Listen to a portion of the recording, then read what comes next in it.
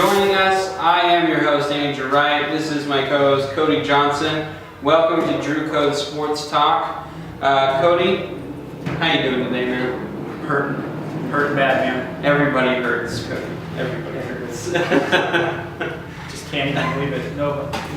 If you don't know why he's hurting, folks, it's because of the NCAA bracket. Thanks a lot, Duke. Appreciate it. I had your back. I didn't want to have your back, but I did. I got screwed for it. That was probably the only thing that made the Nova loss so much sweeter was that Duke loss. Okay, well, if you guys didn't know or didn't see, I had USC going into the Sweet 16. And they got close, okay? Let me preface it with that. They beat SMU, and they reamed me, him and our special guest, Brad, they reamed me for picking USC over SMU, thought I was such a homer. I told them I actually do believe in them. It's not that I just am a homer, which I am, I'll admit, okay? Alright? But USC was so close to beating Baylor to get into the Sweet 16, and they just came up short. A little preference though on his USC going to the Sweet 16. When we shot our video at the time, they weren't even in the tournament yet. So that's why they were in the first four. That's technically the tournament. Okay, they weren't even there yet to even play the highest seed yet. So we're just saying he was making claims and there was no results yet. So I've seen a lot crazier. Anyway, so I talked a lot of smack to you when USC won, and I made fun of Brad too. And I did it right back as soon as Duke lost. No, he didn't say nice words to me when USC won, and I was rubbing in his face. Brad, not you, Brad.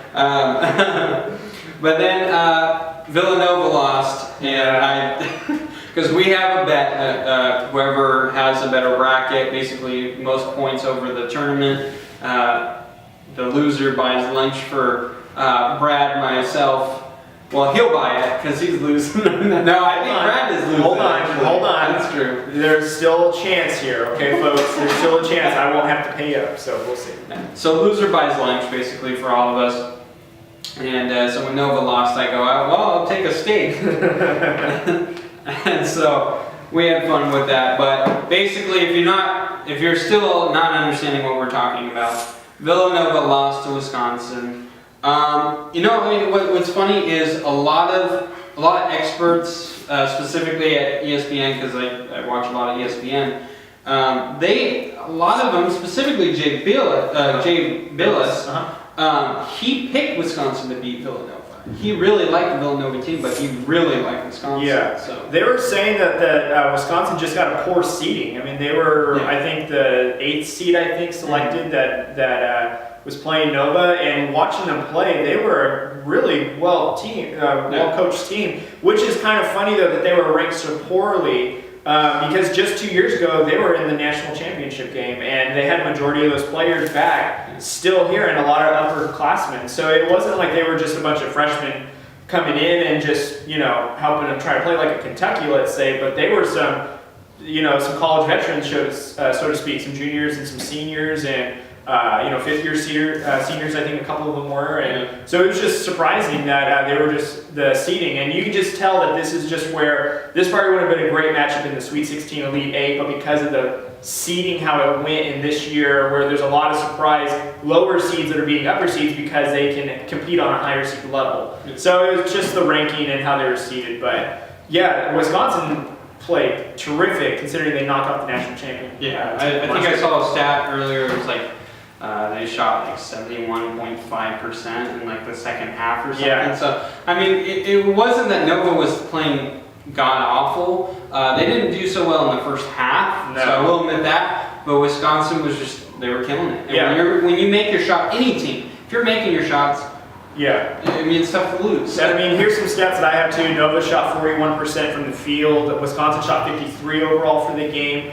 Nova was out rebounded by a taller Wisconsin team, and Nova only had 5 assists the entire game. Whoa. 5 assists. You got to. Basketball's a team sport. You got to pass the ball, and you can just tell. It looked like it probably was just a lot of one-on-ones going on. And what didn't help is they only shot 31% from 3. So if you're going to rely on the 3 ball, it needs to fall.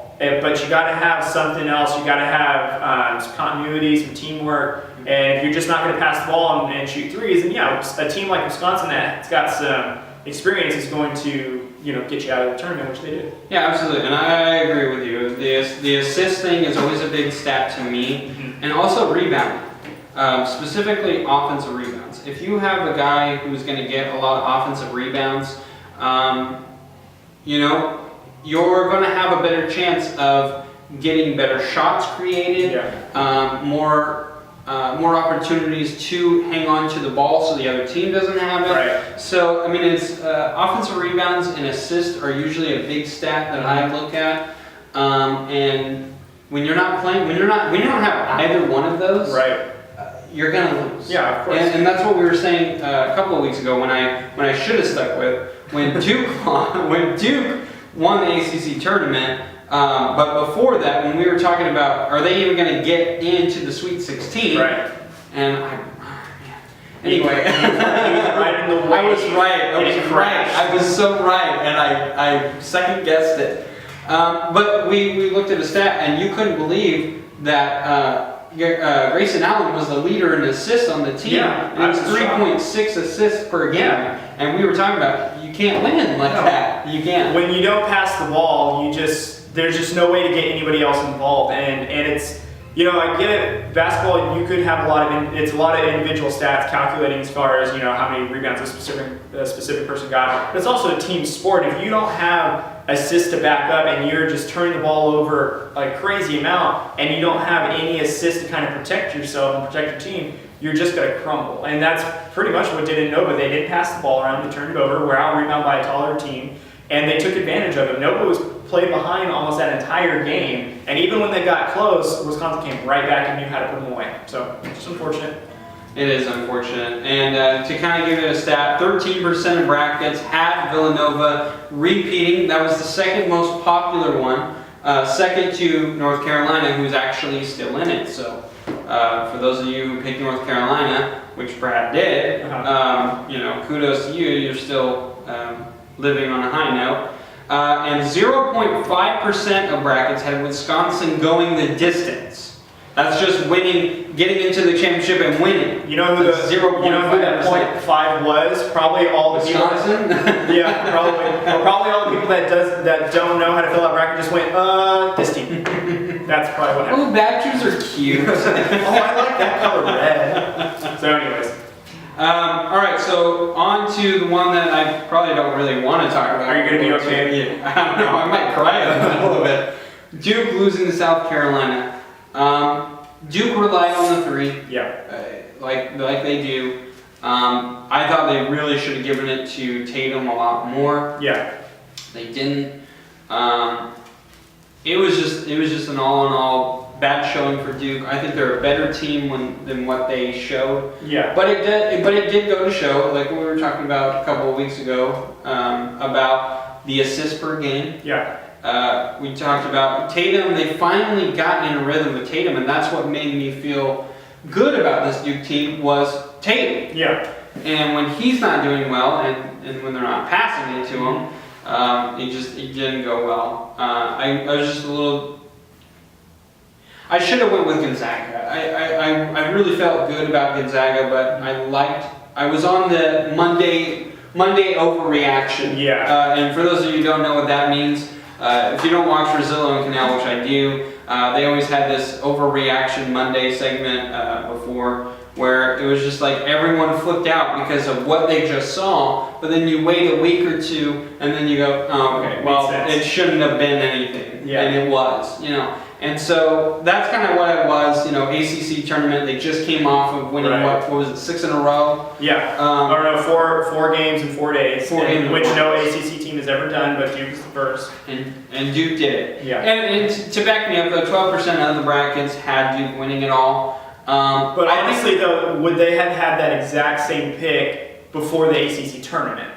And I don't think they would have. And I mean, even still, let's say that North Carolina knocked them off. I think they did in the semifinals before they met Notre Dame.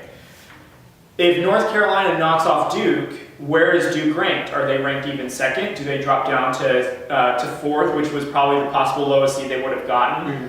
Would people have even? I mean, people would have still picked them to win it all, but I mean, would it have been that many brackets? Because a lot of people were riding the high on the ACC tournament. Oh, they beat a good Notre Dame team, which Notre Dame just got knocked out also. So, yeah. To me, the Duke losing to South Carolina, and it's not just because I had Duke winning it all. It's the biggest surprise was that Duke lost to South Carolina because a lot of people did pick Wisconsin, and we're going to talk about this game in a second, the Louisville-Michigan game. Michigan, like what we talked about actually during our bracket picks, Michigan was one of the hottest teams coming into the tournament. So for Louisville to lose to Michigan, to me, isn't as surprising. And actually, I'll give you some stats later on of why it's the least surprising. But yeah, Duke losing to South Carolina, it shouldn't have happened, and it did. And then in all fairness too, though, South Carolina is a really good team, and they had a freshman that just was outplaying Tatum, and it doesn't help too that Duke fell in love with the three, which is what I argued to the first time when I said they weren't going to make it to the Sweet 16, or if they were going to make the Elite Eight, it was going to be off of pure luck. They had three of their main players, their main contributors. So they've got four people that contribute very well: Jackson, Kennard. Then you've got Tatum and you've got Allen. Those four contribute to the team very well. 3 out of the 4 of them, though, fouled out in the game. Jackson, Tatum, and Kennard, all 3 of them fouled out in the game. And 2 of them, I think, were in the late part of the game, but still, those are 3 of your big 4, so to speak, that are out. And Allen, playing out his heart, who led the team in scoring, just couldn't bring it back. And Duke having 18 turnovers. They blew a halftime lead. 50% of their overall shots were also 3-pointers. So, what I was saying too is they live and die by the 3. If the 3 ain't fall, they're not winning. So. Yeah, you know what? It's such an uncharacteristic Duke team when you have that many guys on that team who are 3 shooters. You have Kennard, you have Allen. They have Giles, who I don't think really shoots that many threes, but he could. It's a lot of guys who shoot threes. It's just really uncharacteristic for a Duke team. And I was expecting Kennard to get, like Tatum involved to kind of go to the cup because he's a taller, lengthy kind of player and he can be very physical. And then even if you have Allen on the outside, who's the best passer that they have, ironically, I'm sure you would have found some. He's the best tripper too. Yeah, no kidding. Well, he can trip himself on home now. So. Anyways, I for as hot as Duke was, I was surprised that they were bounced so early. But you know what? Yeah, you had him going into the Sweet 16. Yeah, I mean,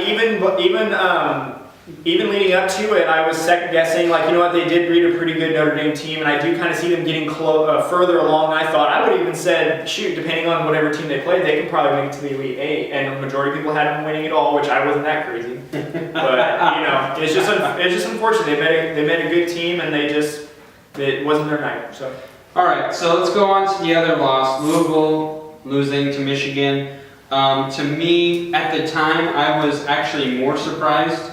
I think that was the day after Villanova losing, though. And I was like, oh man, Louisville lost? Are you kidding me? Right, yeah. But I honestly, at that time, I didn't know that they were facing Michigan. I wasn't paying attention. We were traveling. Yeah. So I wasn't really focusing. But it is actually the least surprising loss to me. And like we had discussed before, Michigan was one of the hottest teams coming into. I would actually argue, just making sure that everything is in the past now. Right. I would actually argue that Michigan was the hottest team coming in to the tournament. Yeah.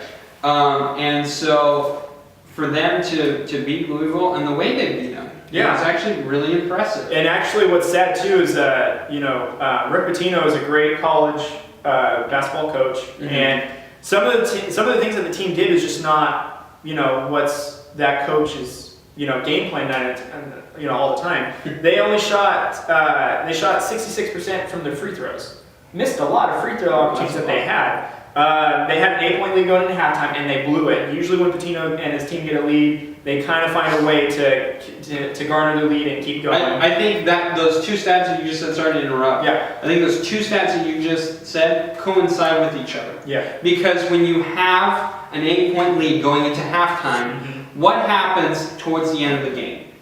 A lot of fouls, right? Then you get a lot of free throws. Right. So you're missing a lot of free throws. That's a bad sign towards the end. And that's hard too, because the amount of free throws that they missed would have, translated into additional points, would have cushioned their lead, which would have made it very hard for Michigan, if they did win, to come back that much more. And then also too, Louisville just kind of relied on the three a little bit too much, which is ironic. These three teams all lose on the same thing. They fell in with a three that wasn't falling. Louisville, out of the three teams that we just talked about, shot 25% from 3-point. And that is terrible. So you're jacking up threes like crazy and they're not falling. You need to change your game plan. It doesn't help though when you turn the ball over 11 times too. Yeah. So I'll say this: Steph Curry has been a great basketball player. He's one of my favorite basketball players in the game. He's also really hurt the young generation. And I'm not saying it's his fault. I'm not saying, Steph Curry, you're a monster.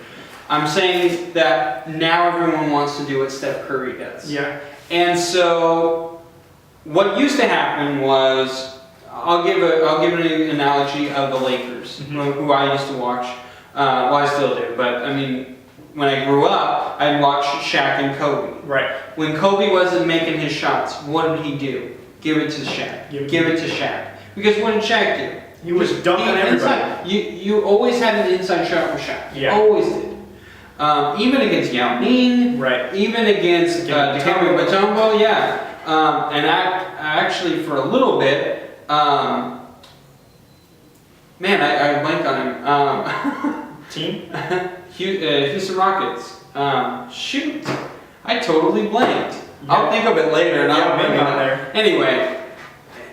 What I'm trying to say is... Hakeem Olajuwon. Yes, thank you. Olajuwon. Man, I was going to say Olo Wakanda. I was like, wait, that's not right. No. Wrong guy. Yeah, thank you. But yeah, and so he was very dominant. Yeah. As we all know, Shaq was a great basketball player. But that's what the Lakers did. When the shots weren't falling, they just went inside. Well, nowadays, when the shots aren't falling, they go back, they shoot these threes, because if you make 3 threes, you've got 9 points already. And it can change. When you're the Golden State Warriors, you can get away with that. Right. When you're the Louisville Cardinal or the Duke Blue Devils or the Villanova Wildcats, you haven't had that experience yet. You're not that good of a team, especially with those top teams. They're getting one and dones like crazy. Yeah. You can't live off the three. No. And you're absolutely right. You're going to live by it. You're going to die by it. Yeah. If you're an NBA team, it's a completely different story. In college basketball, it should not be about the three. It should absolutely be about the guys inside or getting inside. Well, at least getting everybody involved too. Because I mean, nowadays with basketball, whether it's pro or college, it's used to be played, going from the outside, getting it to your inside guy, and then getting the easy basket. I remember it was find the easiest shot. So 3-point isn't always the easiest shot. I mean, not Kobe Bryant wasn't the greatest 3-point shooter. Michael Jordan wasn't the greatest 3-point shooter. LeBron James today isn't a great 3-point shooter, just to name a couple of professionals. But, they also knew how to go inside, though, and get, it was a contested shot, but it was the easiest, basket that they can get was going inside. And, I agree with you. We're kind of going too much into this, shooting a 3-pointer. It's great to cross somebody up now and step back behind the arc and drain it on them, which is great. But whatever happened to just, doing a really nice layup over somebody that, contested you, and it was 2 points right there. And, anyways, I agree with you, though. I think 3-pointers are getting a little too much focus. I like them, but they're kind of now ruining games in a sense, because teams like Duke that could actually do really well, or Nova, or Louisville, they're losing because they're committing to the threes a little too much, So, anyways, I just wanted to bring up Brad, who was our special guest last week. Him and I were watching some games together, and I caught myself doing this a lot more watching the game. No, don't shoot that. You better not shoot that. Don't do it.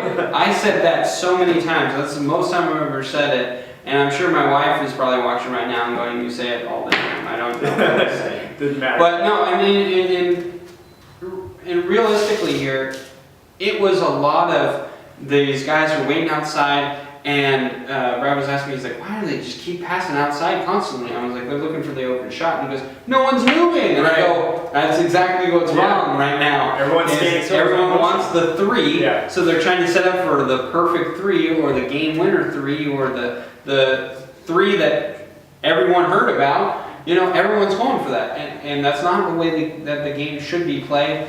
I agree that threes are very important. They're a very key part of a game, but you can't just focus on it constantly. You kind of just know who you are. If you're not a three-point shooter, don't shoot the three-point. Don't try to show up your defender.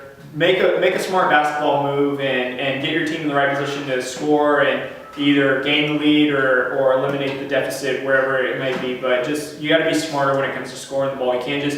You can't just look behind the line and just say, "Oh, I'm going to hit this over you," and rely on that. It's not going to get you very far sometimes. So. Well, I just want to remind you folks to please follow us on Facebook, Twitter, Instagram. Subscribe to our YouTube page. We appreciate all the feedback and love that we have been getting so far. We are Drew Code Sports Talk. That's the Facebook name, that's the Twitter name, and that's the Instagram name. So please follow us and subscribe. We appreciate it.